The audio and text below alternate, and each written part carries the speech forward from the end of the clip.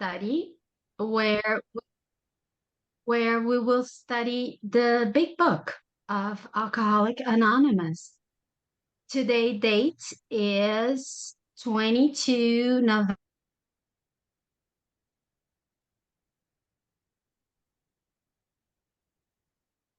You got me. Danny. Oh, okay. So let's start this again. My name is Danny B, and I'm a recovered compulsive overeater, only by God's grace and mercy, and I'm from Brazil.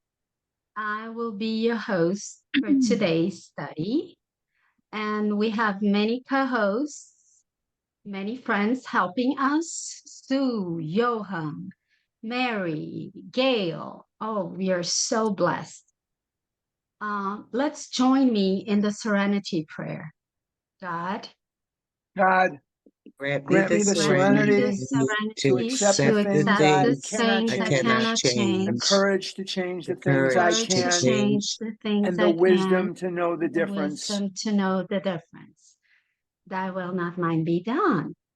So please join us here in the room every Saturday morning at 7:30 Pacific time and or 10:30 Eastern time.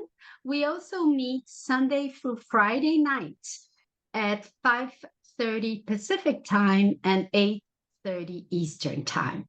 If you have any questions during the meeting, please contact either myself or any of the co-hosts by private message.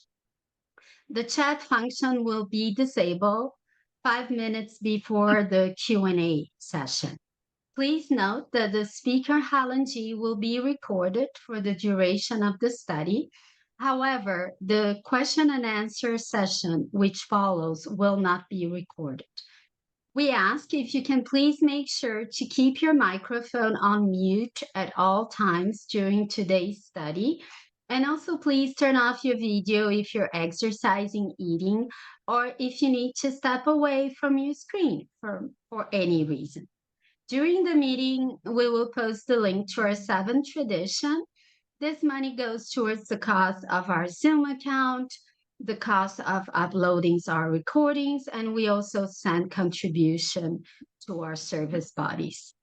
We will post the link to the previous week's recordings. These are available just by clicking on the link.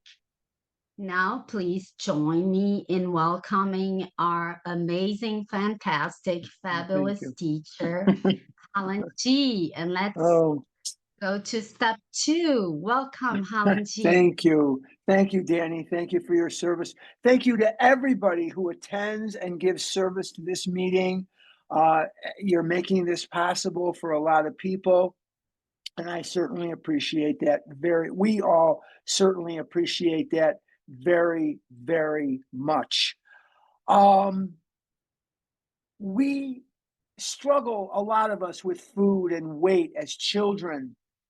And somewhere along the line, we kind of get the idea that the food is making me fat, which is true because it is. And because if I ate less food, I'd be less fat.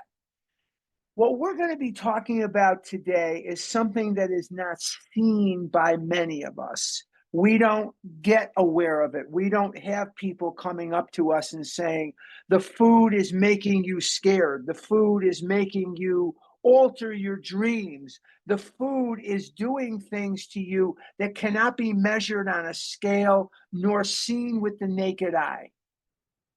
And what we're going to be talking about is on page 52.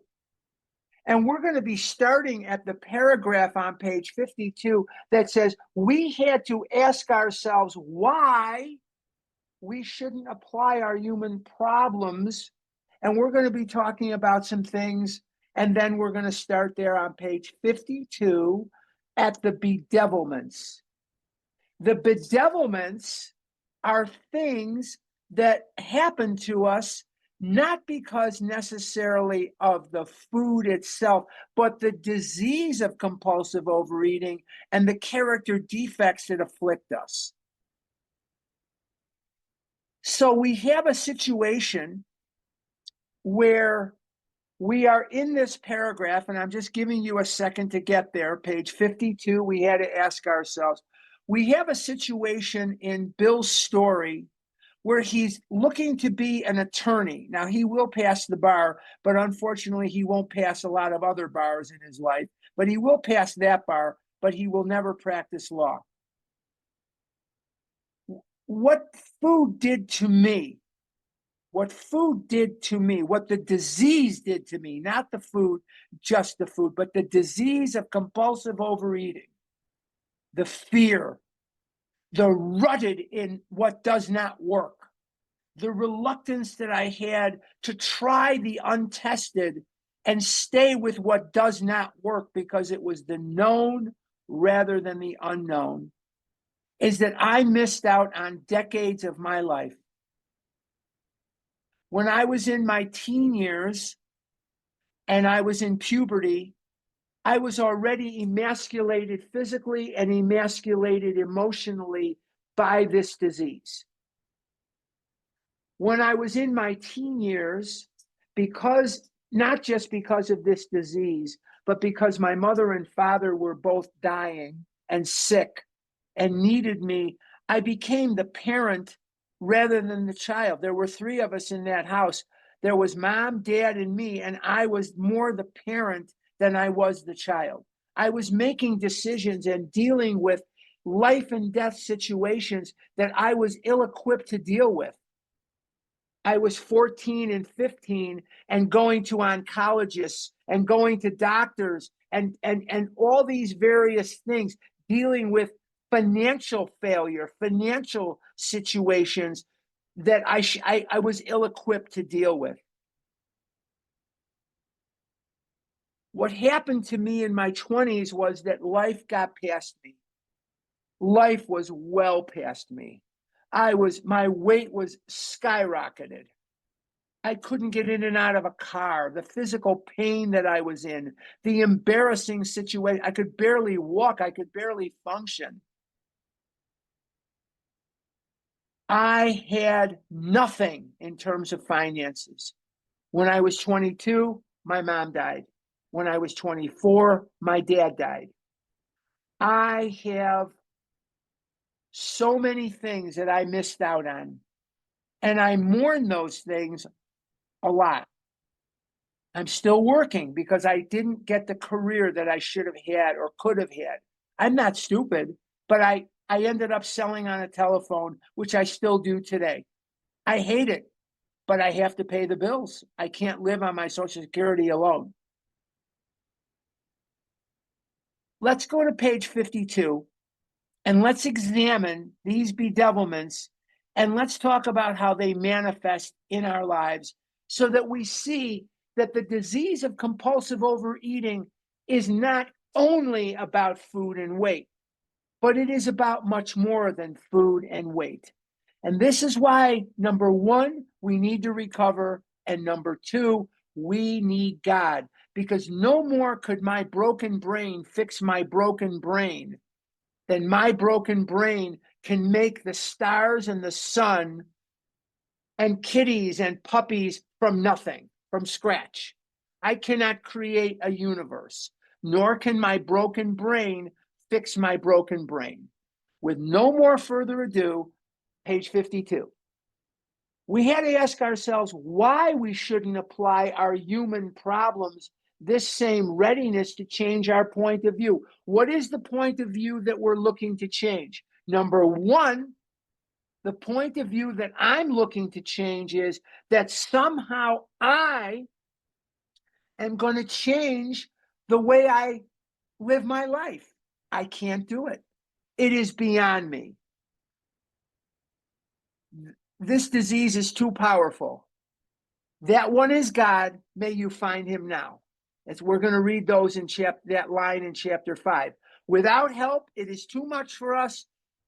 That one is God. May you find him now. It's one of my favorite lines in the big book because what it again tells me is this is too much for me to handle. I need God. May I find him now. Okay, let's go back to the book. Oh, the other that I need to change and that God is the only way I'm going to change. We were having trouble with our personal relationships. Let's stop right there. I did not know how to have personal relationships. My friends stuck with me and loved me all through it.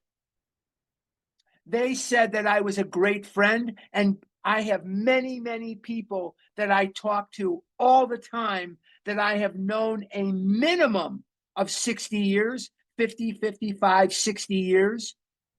We love each other. We have been friends since grammar school, high school, whatever you have. We work together as vendors in the ballpark.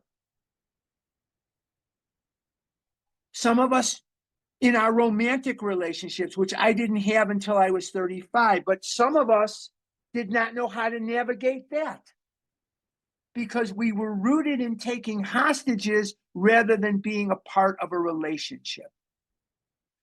I chased after people that expressed very clearly that they did not want to be a part of my life. I chased them and chased them and chased them. I have since learned not to do that. Hopefully, I'll apply that knowledge. We had trouble with our personal relationships also, if you're anything like me, because I was so uncomfortable physically and so uncomfortable mentally and so uncomfortable emotionally that I became a chameleon and felt the guilt, the shame, and the remorse of not being who I am. What do I mean when I say I became a chameleon? I'll explain. If you were a Democrat, I was a Democrat. If you were a Republican, I was a Republican. If you like red, I'm not wearing a red. If you like whatever color this is, gray, if you like gray shirts, I like gray shirts. If you, whatever it is you liked, I was willing to do anything I could do just to keep you from abandoning me. That is not the way I choose to have any relationship today, be it friend, be it potentially romantic, be it business, be it whatever. I am who I am and I am what I am. That is freedom. That is freedom. The freedom to be who I am and what I am is indescribably fantastic. Fantastic. I don't have to think about what I told you. I don't have to think about, oh my God, this person thinks I'm a Democrat and this person thinks I'm a Republican, and now they're in the same room talking to each other. What am I going to do? I don't have to live that way today. That's freedom. Being who I am in recovery, not in the disease. Being who I am in recovery, to me, is one of the greatest liberations a man or woman can have. To be who I am is freedom. In my personal relationships, I also don't have to proceed on the fear, the terror that you are going to leave me. You know what? If you choose not to have me in your environment, if you choose to go a different direction, I know I'm going to be okay and you're going to be okay. That means I can have true relationships without trying to take hostages. I don't have to try to ingratiate myself to you in an unnatural way. I don't have to try to manipulate you or create some sort of obligation so that you can't leave me. I set you free. And in setting you free, I set myself free. In setting you free, I achieve freedom. I achieve freedom. I am not scared anymore about who's coming and who's going. I see life more as a river, and God is in control of everything that is coming down that river. If there's romance coming down the river, I embrace it. If it's not God's will, I embrace it. Whatever is coming down that river, however long I have to live, whatever is going to happen to me today, tomorrow, the next day, I accept it as God's will. God knows much, much better what I need, who I am, and who should be in my life and who should not be in my life. I'm not talking about romantically here, although that would probably fit the bill for most of us.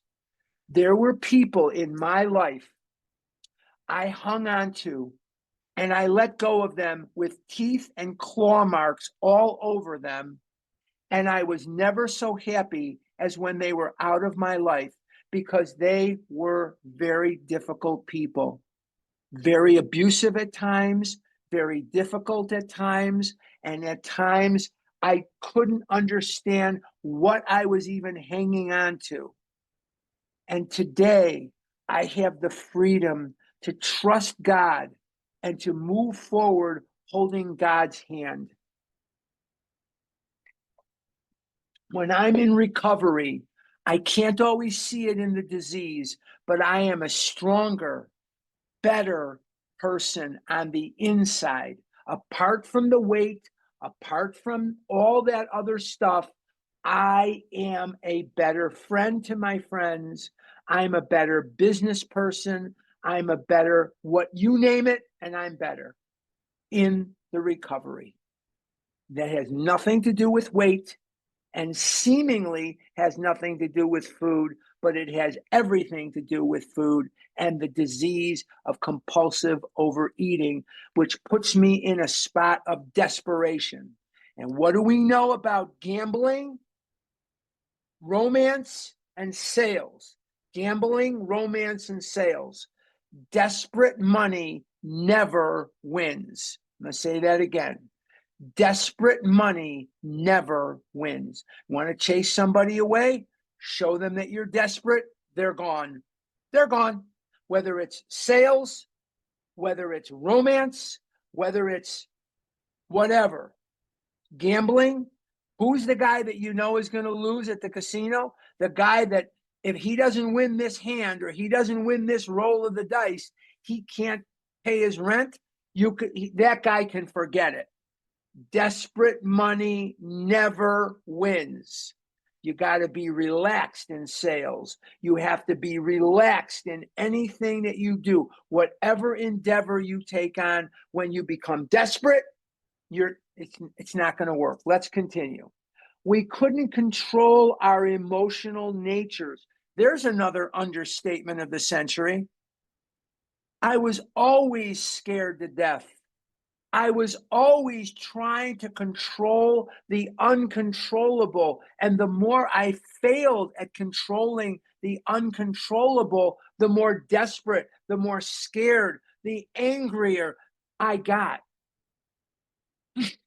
And so I'm trying to control the ocean and the rivers, and I'm trying to control the stars in the sky and the moon, and I can't do it. That one is God. May you find him now. Funny thing, God doesn't run around pretending to be Harlan, but Harlan ran around pretending to be God. I wanted to control people, places, and things, and I'm not qualified to do that, and I can't do it. Thank God. We were a prey to misery and depression. There's another understatement of the century. I'm not clinically depressed, but I was miserable because I ran around exhausted. I was exhausted. The disease is the most exhausting way to live there is. On page 88 of the big book, it talks about this. Page 88 of the big book, if you want to go with me for just a second, or I can read it. On page 88 of the big book, it says, we are then in much less danger of excitement, fear, anger, worry, self-pity, or foolish decisions. We become much more efficient. Listen to this line. It ties right in. When the big book wants to teach me something, it doesn't teach it to me once. It teaches It teaches it to me repeatedly. Listen to this. We do not tire so easily, for we are not burning up energy foolishly as we did when we were trying to arrange life to suit ourselves. What wisdom there is. Let's go back to page 52. What wisdom there is. What wisdom there is. I was a prey to misery and depression because despite my best efforts, and I'm whack-a-mole, every time the mole comes up, I'm whacking it. There's a person not sticking to my script. There's a situation not sticking to my script. There's another person not sticking to my script. It was unending. And I wasn't sticking to their script either, probably. But I couldn't see that. And when people didn't stick to my script, I became angry. And the anger was fueled by my intense fear. Okay. We couldn't make a living. Now, some of us had jobs that are salaried. Some of us had jobs where we did just fine in the disease. Some of us did. I've been in sales my whole life. I couldn't concentrate. I couldn't sit at my desk. I was too physically and mentally uncomfortable. Some of us could function at work. Some of us could not. We couldn't get along with the people, and we didn't do what we were supposed to do because we were busy thinking about food or leaving early to go get the food, or something was going on where we were not really focused on the job at hand. We were not focused on the job at hand. We had a feeling of uselessness. We were full of fear. Wow, there's another understatement of the century. We had a feeling of uselessness, yet I wanted to be the one that everybody came to for help. I had nothing to give. I had nothing to give anybody. I didn't know crap. But yet my ego was so big that it just overwhelmed me. We were full of fear. Again, I was scared of everything. We were unhappy. There you go. I was lonely. I was lonely. I lived in a world where there was no dating, there was no nothing. All of the things that my friends went through in their late teens and 20s were denied me. They were going away to college. I went to a commuter school in Chicago. I got a college degree, but I went to Roosevelt University in Chicago, which is downtown, where my heart, I wanted to go to a campus school. I couldn't. My mother was dying. She died when I was 22. My dad was dying. He died when I was 24. How was I going to go away? Where was I going to go? And there was no money for that. There's no way. There's no way. So I had to stay and I had to watch over them because they were very, very sick physically. And my mother was also sick mentally. There's no way I could go anywhere. We couldn't seem to be of real help to other people. I addressed that already. I had nothing. Was not a basic solution of these bedevilments more important than whether we should see newsreels of lunar flight? Of course it was. So let's get away from this notion that if I just lost weight, I'd be okay. Let's get away from this notion that abstinence and weight loss are going to treat my disease, because they are not. I'm going to say this again. Abstinence does not treat this disease. If it did, you would go on a diet, you'd lose weight, and your disease would be abated. It does not work that way. I need a recovery, not just in the physical. I need a recovery in the spiritual and the emotional. And in order to have a recovery, I am going to need a spiritual awakening as the result of these steps. I am not going to be the person that God intended me to be if all I end up doing is losing weight.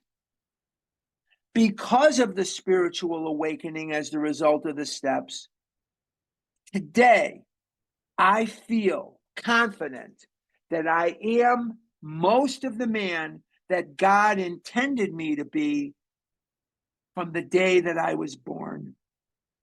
I have much to be grateful for. I have much to be so happy about.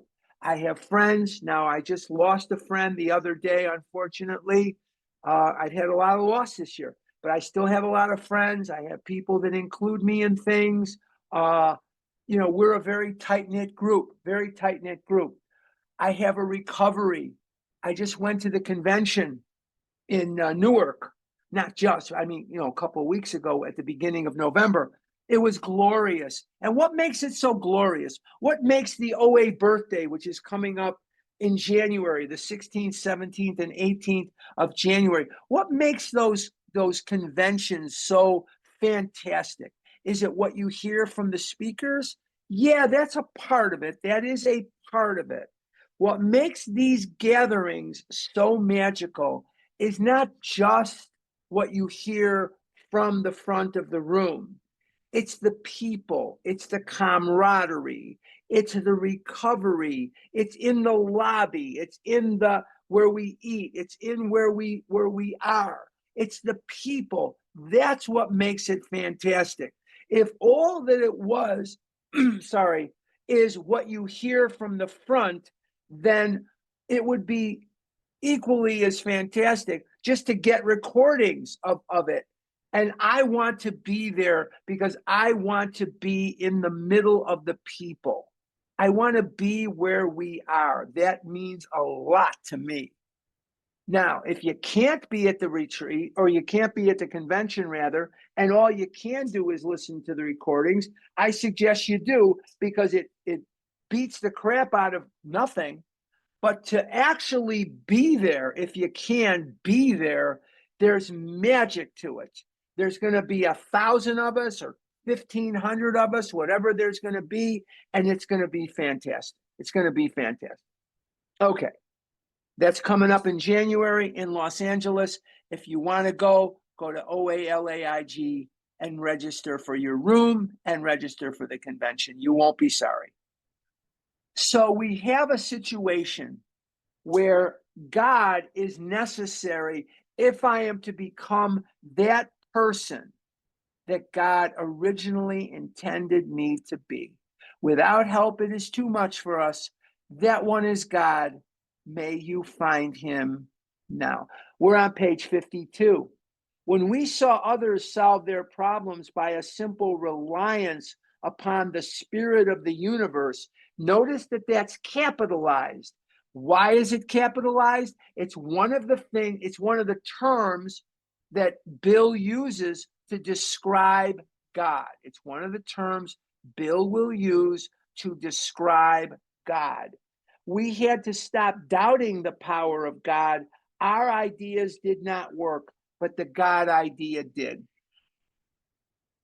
We suffer so much from doubt. We suffer so much from fear. But there's one thing I'll never doubt. There's one thing I'll never fear. And that is that God is with me. When I walk to him, he runs to me. When I pray, he hears me. When I need him, he is there. Sometimes my prayers get answered with no. Sometimes my prayers get answered with not yet. And sometimes my prayers get answered with yes. Is it okay if I keep working my steps? Yes. Is it okay if I control the world and I want this woman to fall in love with me and I want a Maserati and I want that house over there, got to get me a house and bring me some money? No. God is not an errand boy, and God is not my bitch. He's not going to go out and bring me a bunch of money. He's not a genie in a bottle. Is Tanya here today? Because she's got that I Dream of Genie background on her Hollywood Square. So God is not my bitch. He's not going to go out and get me a house and a girl. He'll get me a house. He may even get me a girl. He may, beyond my wildest dreams, but not when I'm an impetulant child demanding these things with no work being done. And that's what I wanted. The other thing I have to learn about God is I wanted him to play favorites.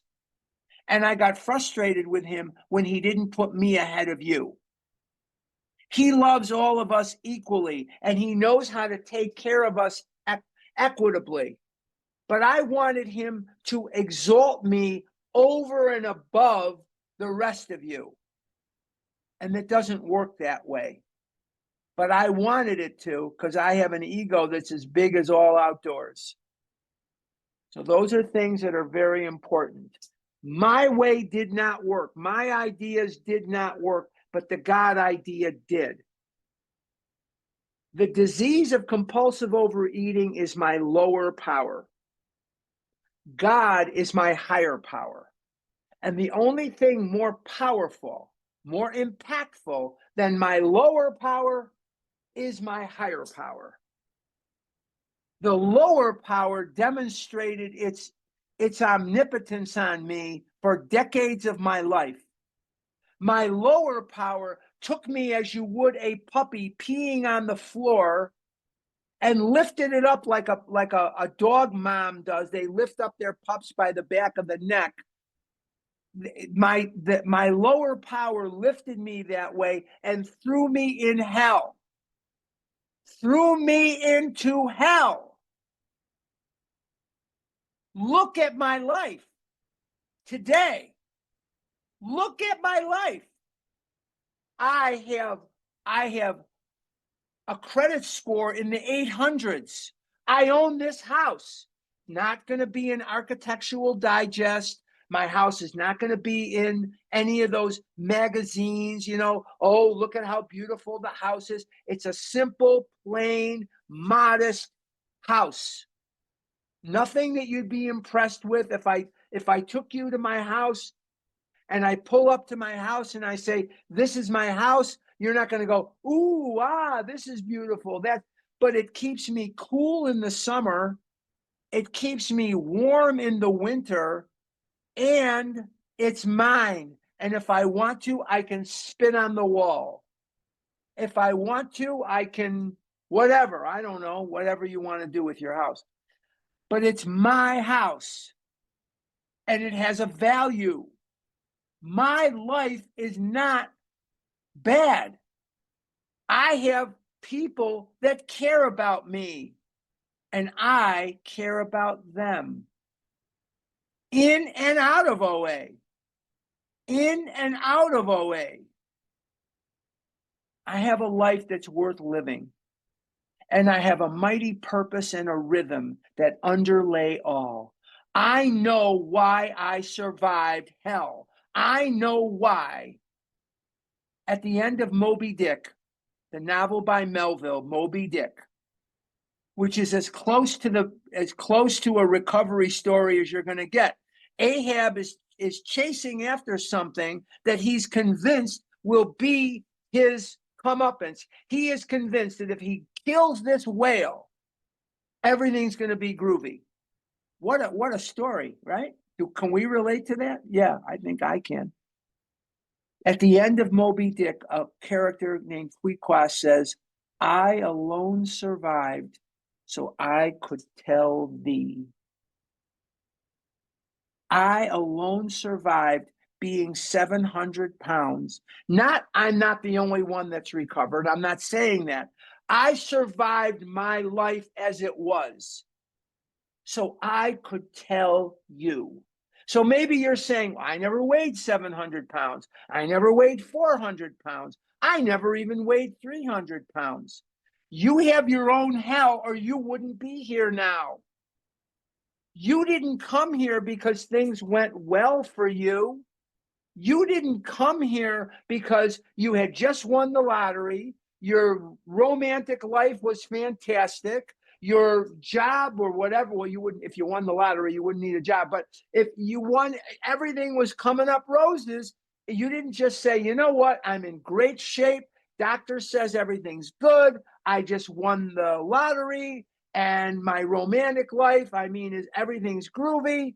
I think I'll go join OA. That doesn't happen. There's nobody here that fits that description. You crawled in here. I have long been an advocate that every meeting of Overeaters Anonymous should have Dutch doors. You know what Dutch doors are? I'll explain. They are doors that open the top and the bottom separately. You can open the top. Remember when we were kids, you watched Timmy and Lassie? They always left the top open and the bottom closed.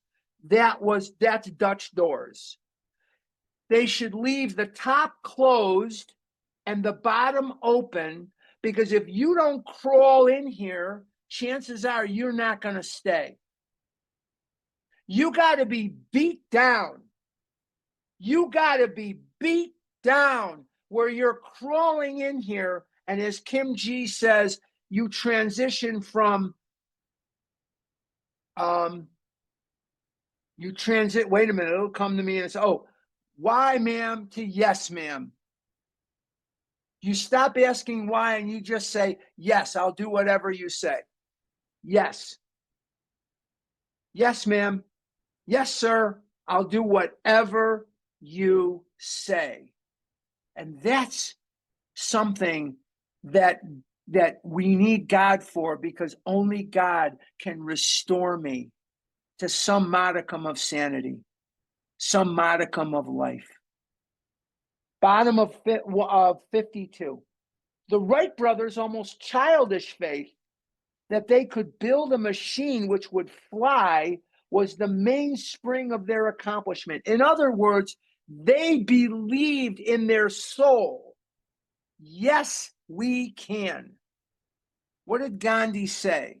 There are two types of people in the world: those that believe they can, those who believe they cannot, and both are correct.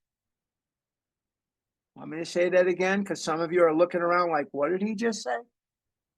Gandhi says there are two types of people in this world: those who believe they can and those who believe they cannot, and both are correct. The Wright brothers believed that they could. I was so egotistical when I came in here. I was 24 years old, a long time ago. And I said, no, you guys, you're lucky. You're not, you didn't weigh as much as me. You're 30 years older than me. It works for you, but it's not going to work for me. Oh, what is the ego? Ego has three jobs. Make me right. Make me feel good right now. And what's the third job that the ego has?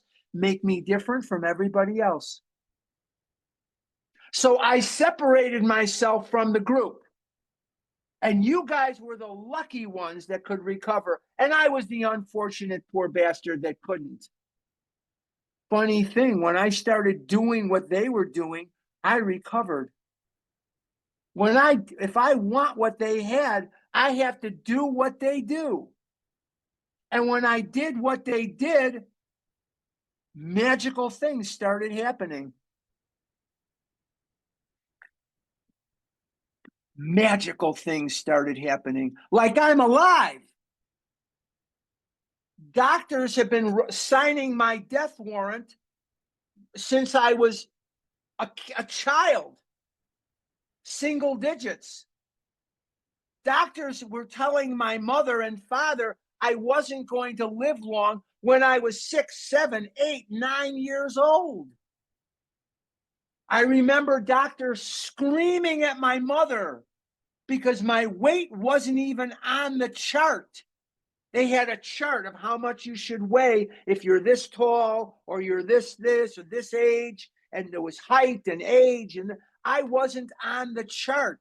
And my mother'd start crying and crying and crying. And my dad's name was Max. Max, what are we going to do? They're saying he's not going to live long. They're saying he's not going to. I have vivid memories of this. vivid memories of this.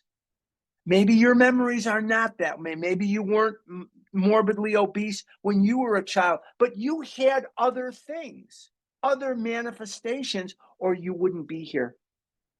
Maybe your childhood was relatively normal and you're an adult onset, but something drove you here from the lower power that incapacitated your ability to live with the disease.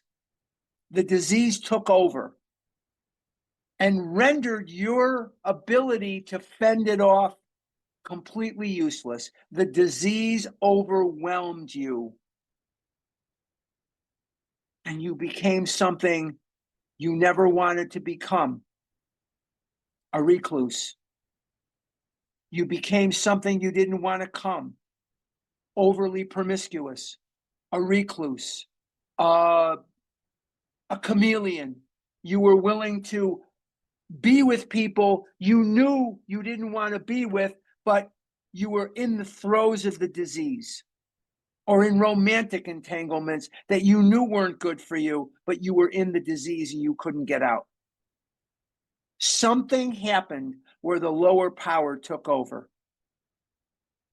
And at one point, you came in here and you understood, or if you haven't yet, I hope you will, you understood that without God, you're doomed. You don't have to be a theologian. You don't have to be a rabbi with a smicha. You don't have to be a priest or a minister or a deacon. You don't have to have an intimate knowledge of theology or history. All you have to be willing to do, you don't even have to believe. That's the thing. You don't have to believe in anything. We can't tell you what to believe in. And I don't want to tell you what to believe in because I don't care. Whatever works for you, that's good enough for me. You have to just be willing to believe that there's a power greater than yourself. That's all. Is that so hard? Well, what about the Holocaust? Well, I've covered this, but oh, well, what about racial injustice? Well, what about the Trail of Tears? Oh, what about all the people that do terrible things? God's crying too. You think God's not crying? God didn't put a bunch of robots on this earth that could only do good. There are people in this world that are very ill-intentioned. There are people in this world that if they could, they would do terrible, horrible things, not just to others, but to us. Some of you have encountered those people. Some of you have had nightmarish things happen to you. God was crying too, because God gave every person free will. God was every person has free will. But when you walk to God, he ran to you. And miracles started happening. You don't have to be a theologian. You don't have to be a clergyman. You don't have to have an intimate knowledge of theocracy or anything like that. All you got to do is be willing to believe that there is a power greater than yourself. That's all you need to do. And with all these ideas about why I'm not going to believe in God. Oh, God, you know, my mom, and oh, God, my dad, or my Uncle Mort, or my Aunt Mary, or whatever it was, they did this and they did that. We can live in spite of it or die because of it. Really? Is that the hill you want to die on? Really? Why don't you call me later today? Now I'm going to be watching college football today. So don't call me during the Oregon game. Why don't you call me later on and explain to me, walk me through how my refusal to believe in God is going to fix the Holocaust? Why don't you call me later and explain to me, walk me through it, how my disbelief in God is going to free any of the slaves? Why don't you walk me through it, how me eating ice cream is going to solve the injustices of the world. Because if you can convince me of that, I'll go get ice cream. I got to go to the grocery store today anyway. We're going to go to Pita Jungle. Brandon and me and some other people, we're going to Pita Jungle. We're going to go for lunch at 11:30. Anybody that's in Arizona, you're welcome to join us. Okay? But the bottom line is, Linda's back. But anyway, and who else? Oh, Alex. But the bottom line is that walk me through how me eating ice cream is going to rectify all these injustices. But if you can't do that, then I'm going to keep recovering, because I'll be damned if Hitler is going to kill one more Jew in me. He ain't getting me. He ain't getting me. No way is he getting me. No way. He doesn't get to notch one more on his belt. I'm going to live in spite of it. I'm not going to die because of it. Let's continue. Page 52, the bottom. We're going awful slow, but I think it's important. Without that, nothing could have happened. We agnostics and atheists were sticking to the idea that self-sufficiency would solve our problems. The reason that we sometimes feel that self-sufficiency would solve our problems isn't just limited to our own ego. It's also because that's what we're taught in Western culture. You are taught from the time you are a child, you can do anything that you put your mind to. We are taught as children, the little engine that could. I think I can, I think I can, I think I can. We exalt and admire self-sufficient, self-made people. And that's good. What I think we need to teach children is sometimes we need help, and that's nothing to be ashamed of. Sometimes we need help. And there are certain situations in life you will not be able to use your intellect or your cunning to overcome. We need to teach children that it is all right if you're drowning to ask for a life preserver. We need to teach children that sometimes things get yucky and we need God or we need each other. That's okay. And if you need help, that's nothing to be ashamed of. Maybe we need to rethink what we're teaching little children. Maybe we need to rethink the books that they read. And maybe we should make some of them heroes that asked for help and got it and overcame adversity. Something to think about, isn't it? When others showed us, very bottom of 52, when others showed us that this God sufficiency worked with them, we began to feel like those who had insisted the rights would never fly. Logic is great stuff. We liked it. We still like it. It is not by chance we were given the power to reason, to examine the evidence of our senses, and to draw conclusions. That is one of man's magnificent attributes. We agnostically inclined would not feel satisfied with a proposal which does not lend itself to reasonable approach and interpretation. Hence, we are at pains to tell why we think our present faith is reasonable, why we think it more sane and logical to believe than not to believe, why we say our former thinking was soft and mushy when we threw up our hands in doubt and said, we don't know.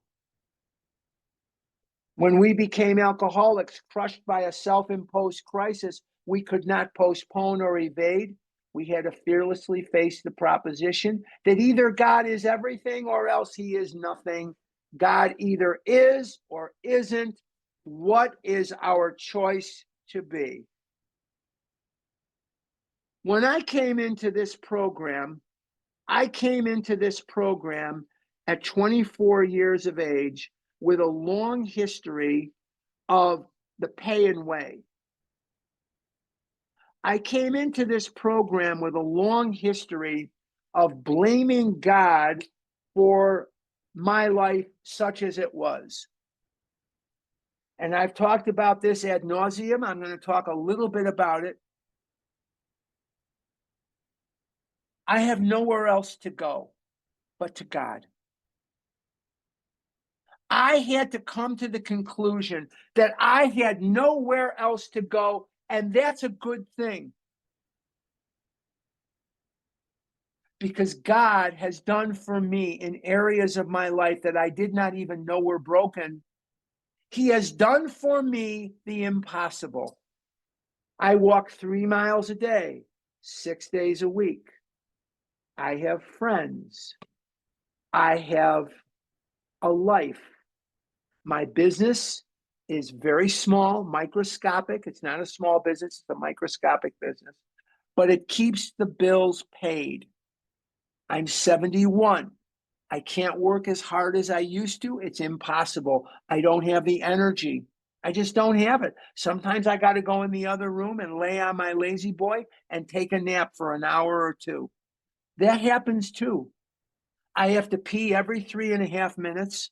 I'm 71 years old. I have to pee every 3.5 minutes. But my life works.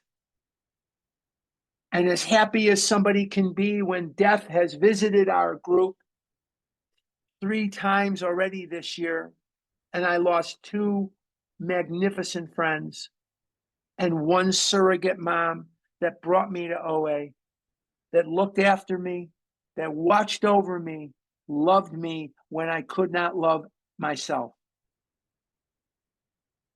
I'm a happy person. I'm not happy that these people died, but I'm certainly happy that I had them in my life for as long as I did. I was a very lucky person.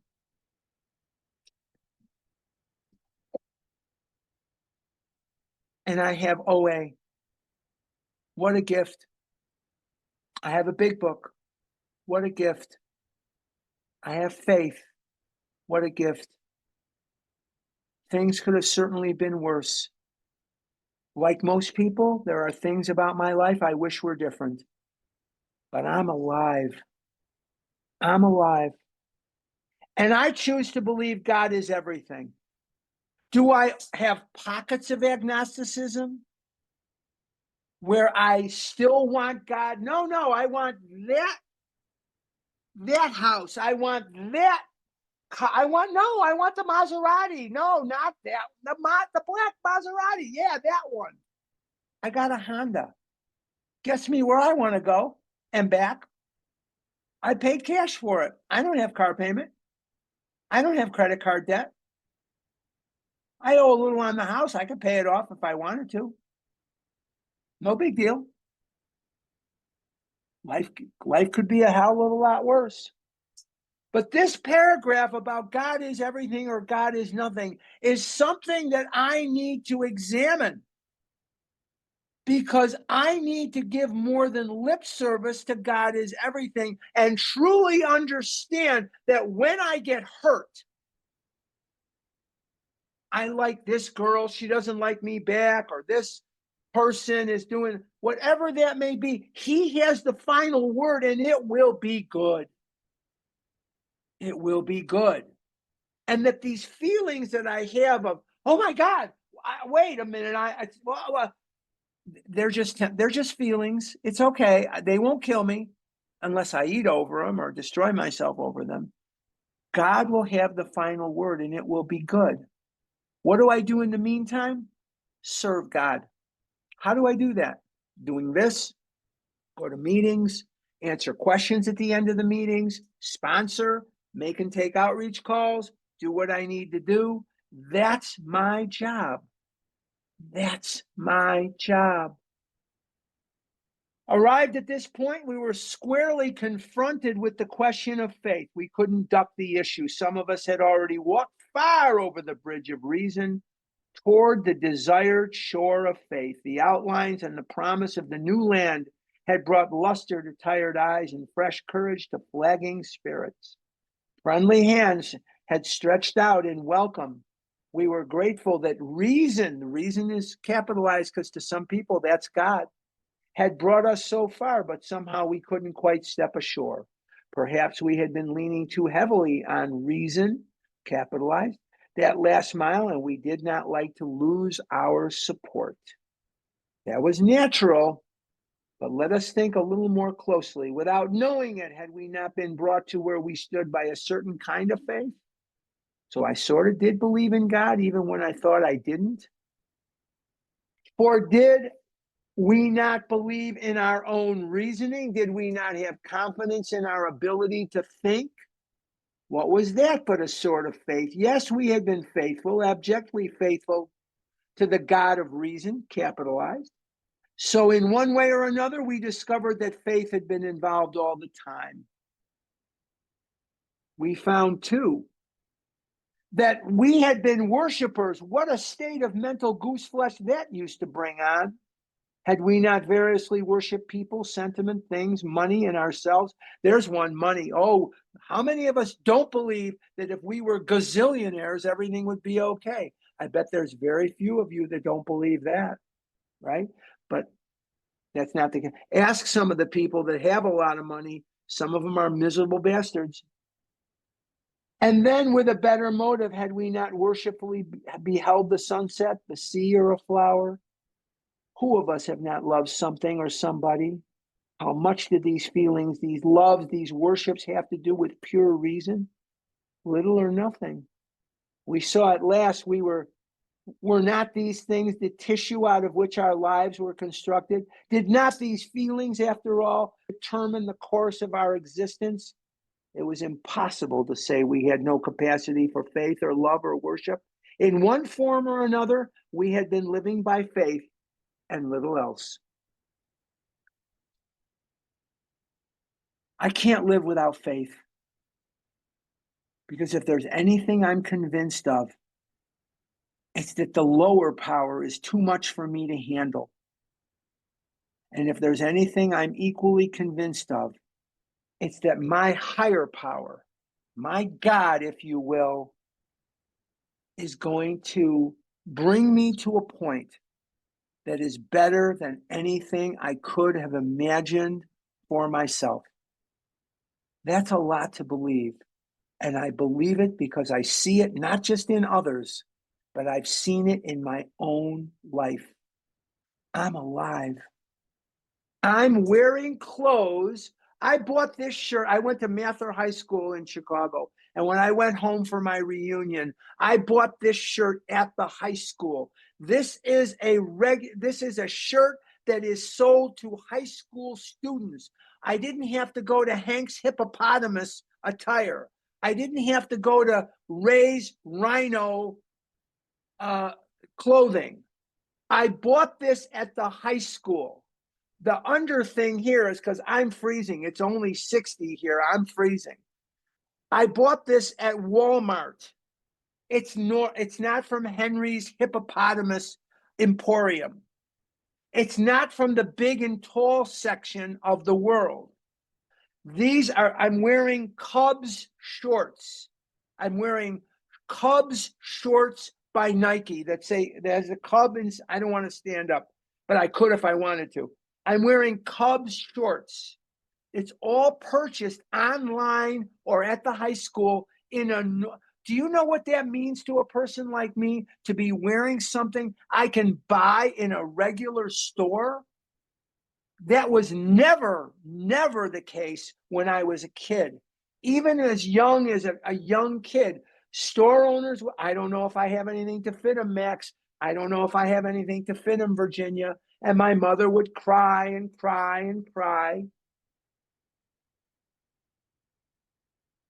This means a lot to me.